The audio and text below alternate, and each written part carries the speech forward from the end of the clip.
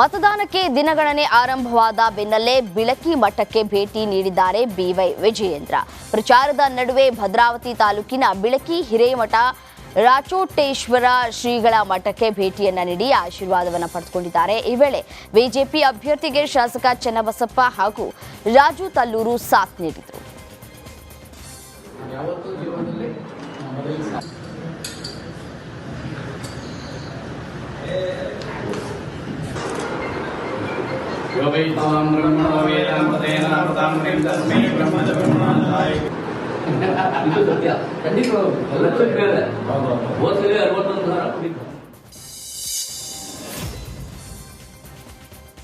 ಬಳ್ಳಾರಿ ಕ್ಷೇತ್ರದಲ್ಲಿ ಕಾಂಗ್ರೆಸ್ ಅಭ್ಯರ್ಥಿ ತುಕಾರಾಂ ಭರ್ಜರಿ ಕ್ಯಾಂಪೇನ್ ಮಾಡಿದ್ರು. ದೆಹಲಿಯಲ್ಲಿ ಬಳ್ಳಾರಿಯ ಧ್ವನಿಯಾಗ್ತೇನೆ, ನನಗೆ ಮತ ನೀಡಿ ಅಂತ ಹೊಳೆ ಮತ್ಕೂರಿನಲ್ಲಿ ತುಕಾರಾಂ ಮತಯಾಚಿಸಿದರು.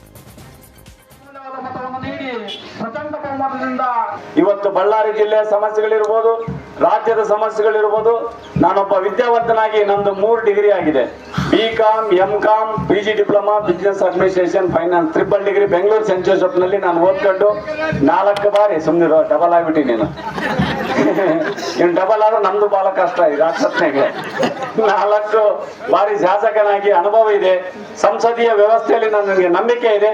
ಇದರಿಂದಾಗಿ ನಾವು ದಯಮಾಡಿ ಎಲ್ಲರೂ ಈ ಸರಿ ಕಾಂಗ್ರೆಸ್ಗೆ ಆಶೀರ್ವಾದ ಮಾಡಬೇಕು.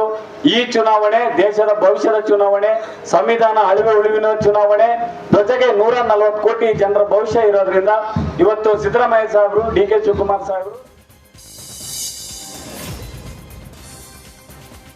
ಲೋಕ ಅಖಾಡದಲ್ಲಿ ಸಂಯುಕ್ತ ಪಾಟೀಲ್ ಮಿಂಚಿನ ಸಂಚಾರ ನಡೆಸಿದರು. ಬೀಳಗಿ ಕ್ಷೇತ್ರ, ಫಕೀರ ಬೂದಿಹಾಳ ಹಾಗೂ ಹೊಸಕೋಟೆ ಗ್ರಾಮಗಳಲ್ಲಿ ಮತಬೇಟೆಯಾಡಿದರು. ಇವತ್ತು ಸಹ ಕಾಂಗ್ರೆಸ್ ಅಭ್ಯರ್ಥಿ ಸಂಯುಕ್ತ ಪಾಟೀಲ್ ಮತ ಶಿಕಾರಿ ನಡೆಸಲಿದ್ದಾರೆ.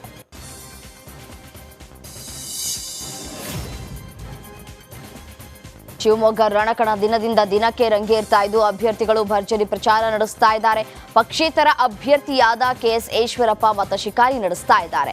ಭದ್ರಾವತಿ ತಮಿಳು ಸಮಾಜದ ಮುಖಂಡರೊಂದಿಗೆ BHN ಕನೆಕ್ಷನ್ ಹಾಲ್ನಲ್ಲಿ ಈಶ್ವರಪ್ಪ ಬೃಹತ್ ಸಭೆಯನ್ನ ನಡೆಸಿ ಮತಬೇಟೆಯಾಡಿದ್ದಾರೆ. ಇನ್ನು ಈ ವೇಳೆ ಹೆಚ್ಚಿನ ಮತಗಳ ಅಂತರದಲ್ಲಿ ಗೆಲ್ಲಿಸುವಂತೆ ಮನವಿ ಮಾಡಿದ್ದಾರೆ.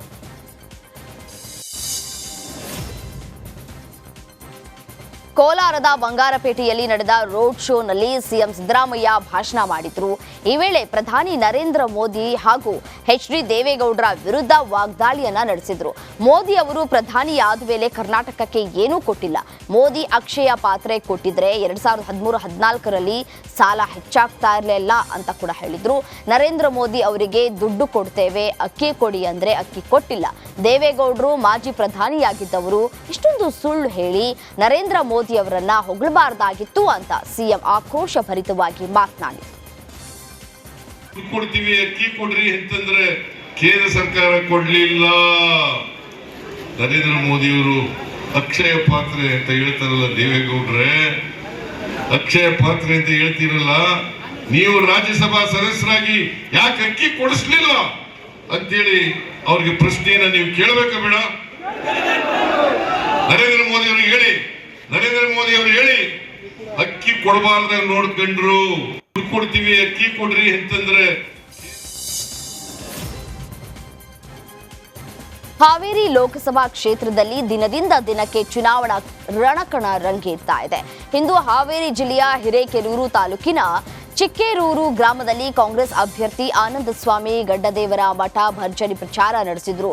ತೆರೆದ ವಾಹನದಲ್ಲಿ ತೆರಳಿ ರೋಡ್ ಶೋ ನಡೆಸೋದರ ಮೂಲಕ ಮತಯಾಚನೆ ಮಾಡಿದ್ರು. ಬಳಿಕ ಪ್ರಚಾರ ಸಭೆಯಲ್ಲಿ ಭಾಗವಹಿಸಿದಂತಹ ಅವರು ಬಿಜೆಪಿ ವಿರುದ್ಧ ವಾಗ್ದಾಳಿ ನಡೆಸಿದರು. ಕಾಂಗ್ರೆಸ್ ಗ್ಯಾರಂಟಿ ಅಲೆ ಎಲ್ಲೆಡೆ ಬೀಸಿದೆ, ಮೋದಿ ಅಲೆ ಎಲ್ಲಿಯೂ ಇಲ್ಲ, ಅತಿ ಹೆಚ್ಚು ಮತಗಳ ಅಂತರದಿಂದ ಗೆಲ್ಲೋದಾಗಿ ವಿಶ್ವಾಸವನ್ನ ವ್ಯಕ್ತಪಡಿಸಿದರು.